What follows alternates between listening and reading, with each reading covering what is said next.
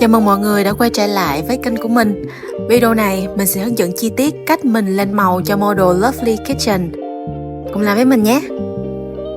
Để lên màu, mình sẽ vào giao diện Material Review, vào Render, ở mục Color Management, đổi AGX thành Standard, đổi thành High Contrast để màu sắc trông tươi tắn hơn.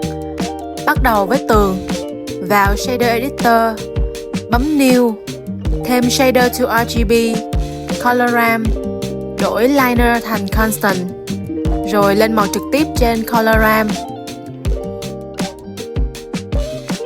Thêm một slot màu mới, chọn phần sẽ thêm ảnh và Assign. Tiếp tục New, Shift A để thêm Image Texture. Mình thường tìm image trên Pinterest nhưng chỉ được gần giống thôi. Hoặc mọi người có thể dùng AI để vẽ lại tường giống mẫu nhất. Sau khi có ảnh thì mình bấm New để thêm. Vào UV Editing và chỉnh sửa sao cho vừa ý. Mình có thêm Shader to RGB và RGB Curves để chỉnh sắc độ của image. Bây giờ thì cứ làm tương tự với các object cơ bản khác.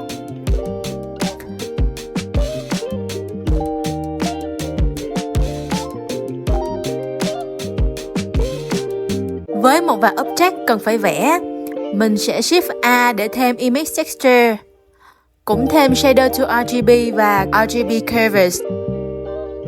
Ở Image Texture, bấm New, chỉnh Alpha bằng 0, chọn New Image.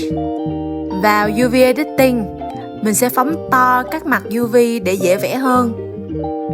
Vào Texture Pen và bắt đầu tô như mẫu.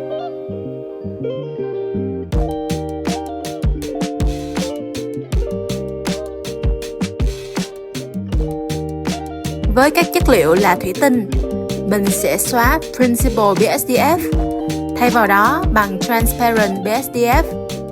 Cũng thêm slot để lên màu cho nắp. Thêm một Cylinder để tạo dung dịch bên trong lọ.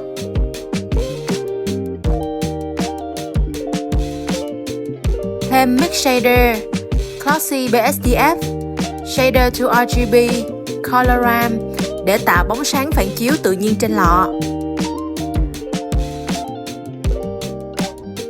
Với khung cảnh ở cửa sổ, mình sẽ thêm Plane, bấm New, thêm Image Texture, Noise Color với Base Color, nối dây Alpha với nhau, bấm New, chỉnh Alpha bằng 0.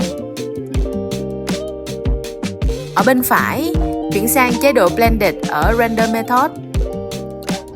Bây giờ mình sẽ vào Texture Pen để vẽ. Chúng ta có thể chỉnh cọ ở mục File Off, chọn Brush Constant.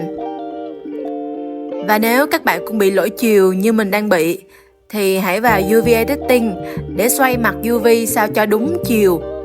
Giờ thì cứ vẽ tương tự cho các bụi cỏ và mây.